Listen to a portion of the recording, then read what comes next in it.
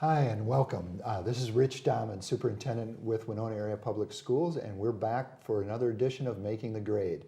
With us tonight are representatives from the Winona Area Public Schools Theater Department. We have Aaron Zromsky and Jerry Goodwin, and we'll start by giving them a chance to introduce themselves, tell what they do with our theater department, and a little bit about their background in drama.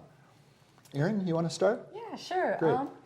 Well, as you said, I'm the high school theater director, and I'm also the media center secretary as well at the middle school. So I kind of do both things, so I get to be at both schools, which is great.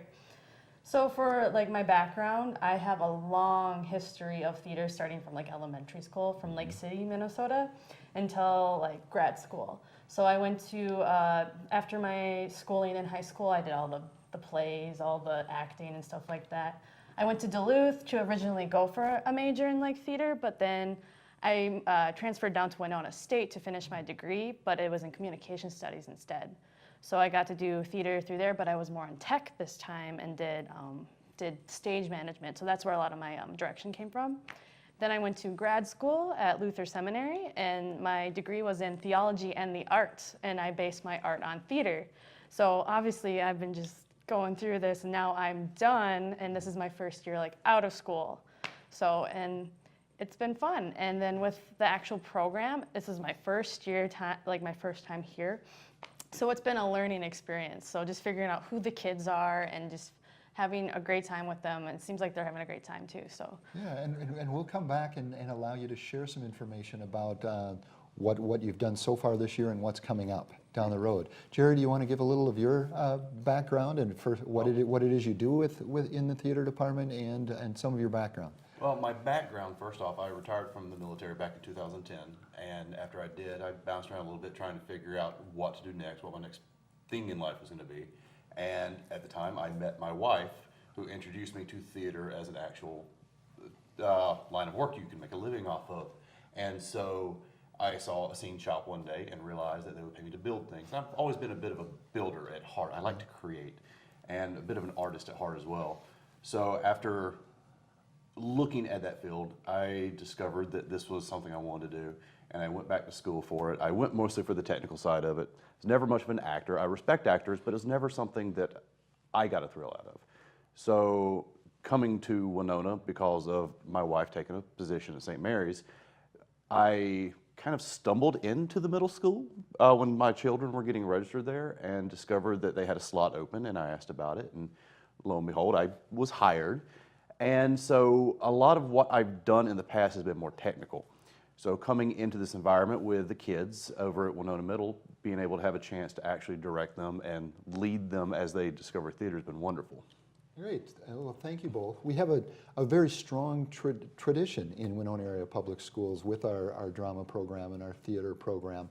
One of the things that we did this fall was Peter Pan. So Aaron, if you want to share a little bit about how Peter Pan went and maybe what was the top goal that you had coming in new to the program, and what did you want to accomplish with that?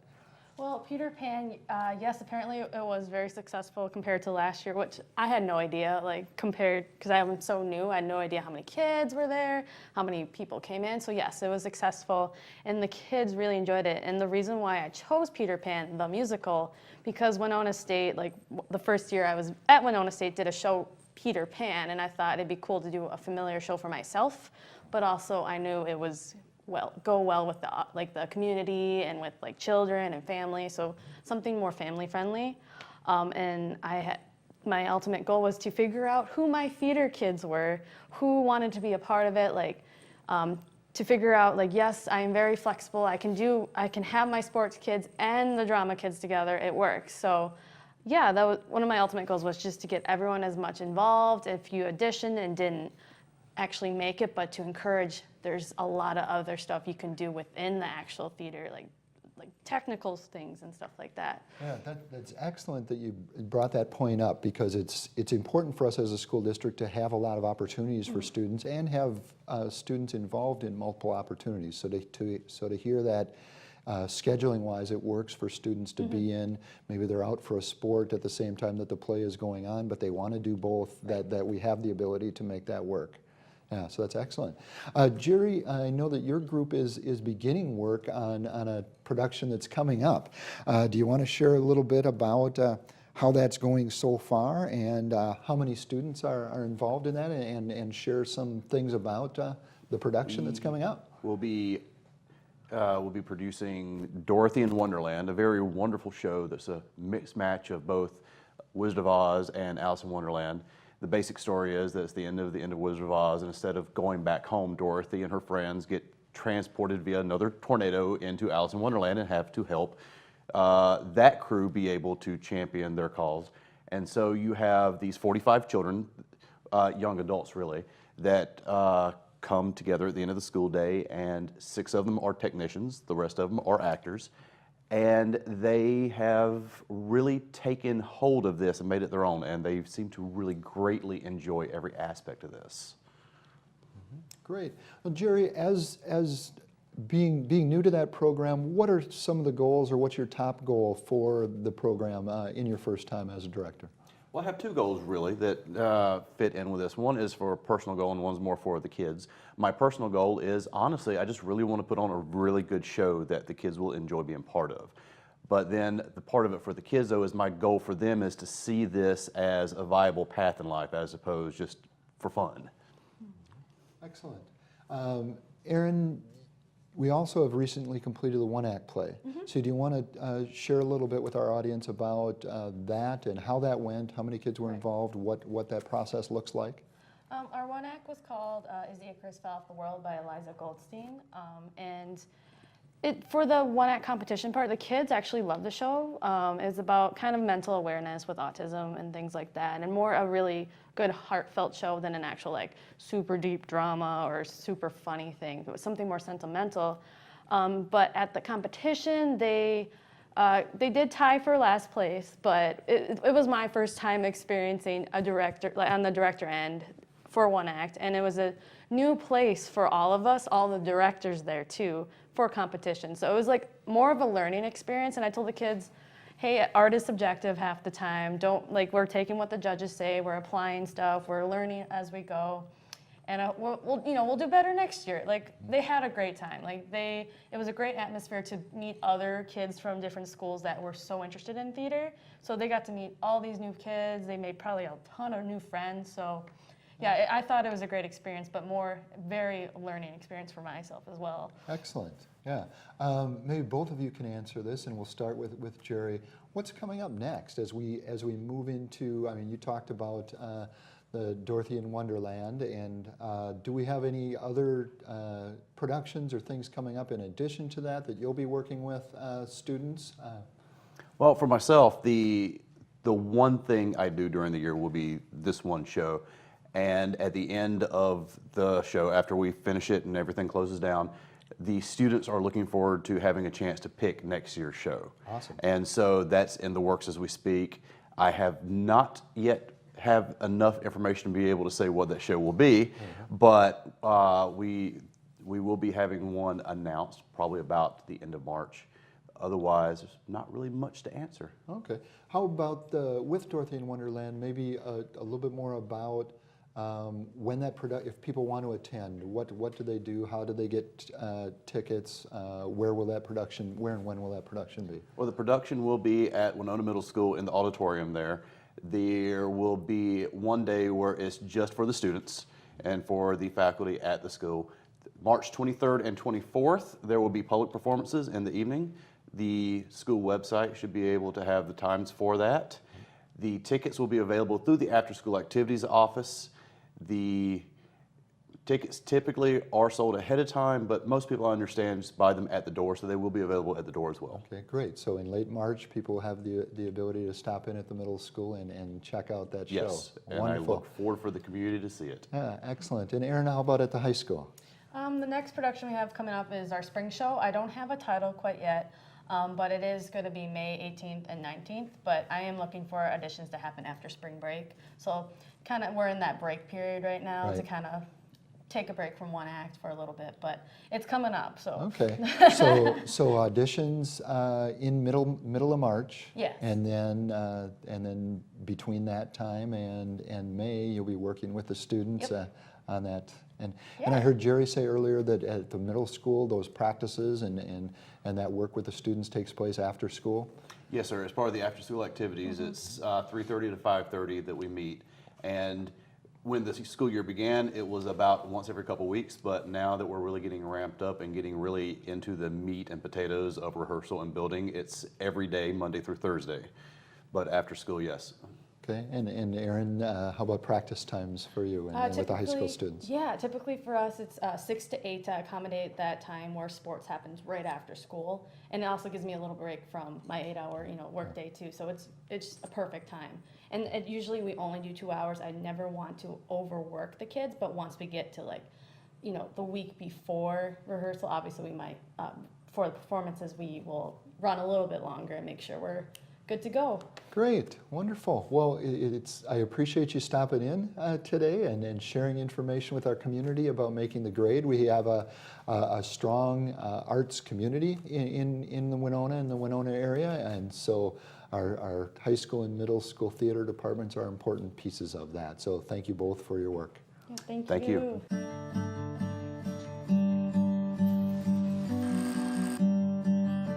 Perfect.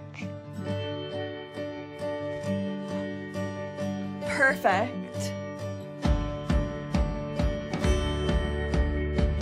Perfect. Getting the right look at the right price Perfect. is always in style. At Cost Cutters. Located in the professional building in the Winona Mall, 507-454-6030. I'm Cindy Tim. I'm the customer care representative out of HBC's St. Charles office. Volunteering to support your community has always been important to me. As a volunteer, I'm able to help the fair continue the tradition of a family-friendly event that provides youth development and activities through the 4-H program. The fair is also an educational event for the public as well, and is a historic link to past generations.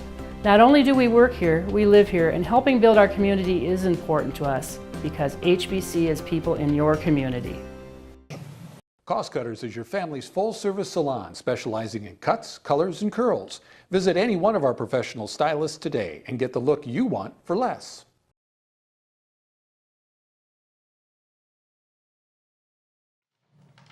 Hi, this is Rich Dahman back with another section of Making the Grade.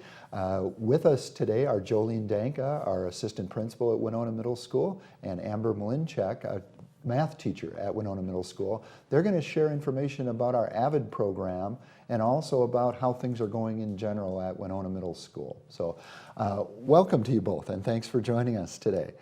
We'll start out with a question about the AVID program, maybe just some specifics about what the AVID program is, and what does a typical week in AVID look like at Winona Middle School?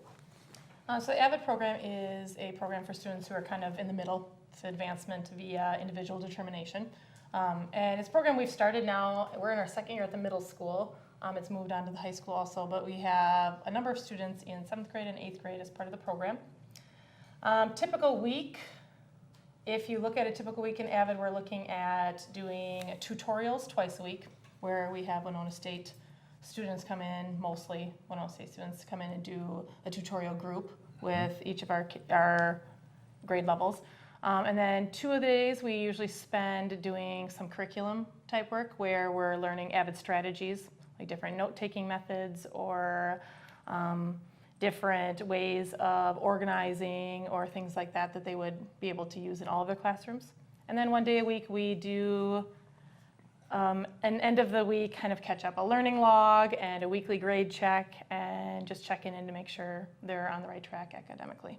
Excellent. Jolene, anything to add to what that looks like for middle school students? I've been able to attend a couple different times when they've been doing tutorials, and it's just awesome to see how interactive the kids are, and I get to see kids that I see on a different level at times really taking ownership of their own learning, and to see them interact with college students and be able to be comfortable to engage in the learning process with them is actually pretty awesome to see. Yeah, and that interaction with the Winona State University students is important. Part of the AVID program is a college readiness program to try to help our students as they progress from 7th grade, 8th grade, and through their high school years, so that they are ready for what life after high school will look like. What does college readiness look like for 7th and 8th graders?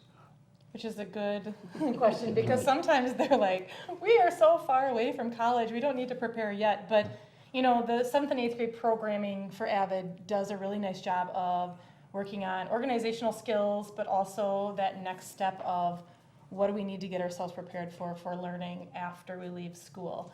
And it gives them the tools to be ready for those pieces. We also incorporate a couple college visits and chances to be on a college campus.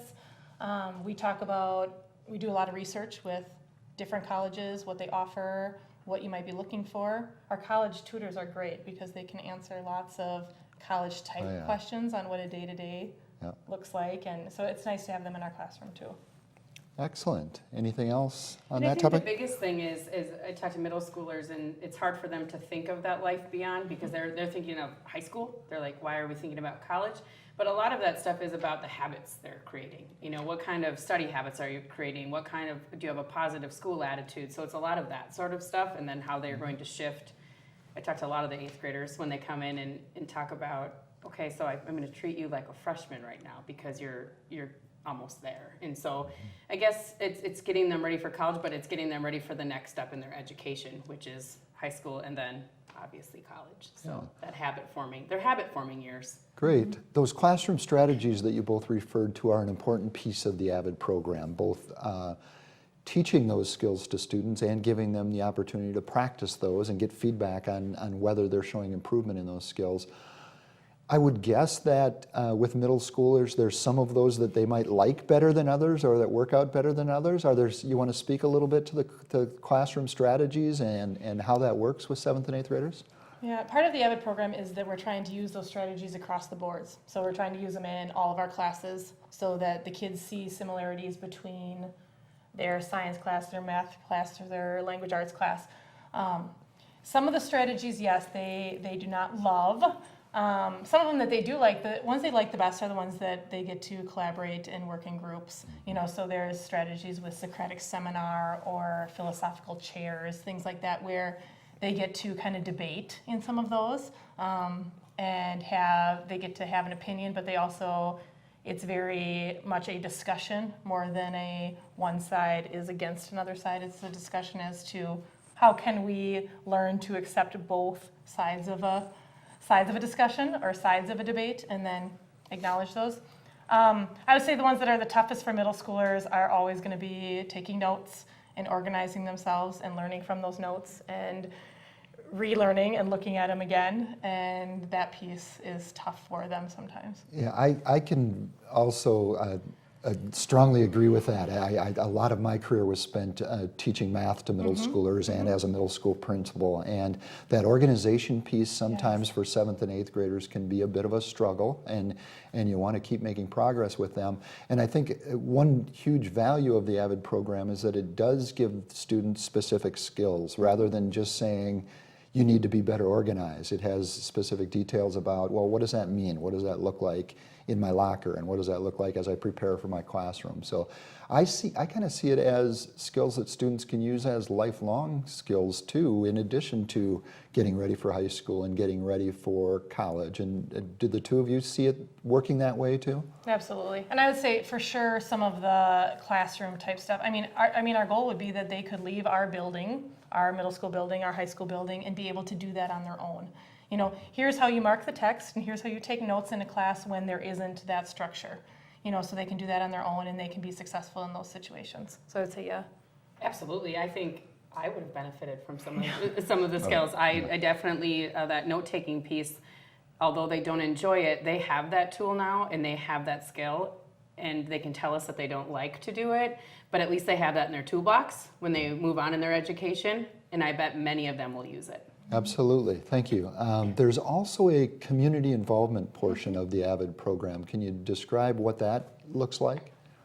That component is huge, I think. And then we have done a few community things. Right now, my 8th graders are in the middle of planning their next project. And they are very, very adamant that they work with animals somehow. So we're going to figure out how that's going to work. Most recently, we made Valentines that were delivered to a local nursing home. Oh, so that's excellent.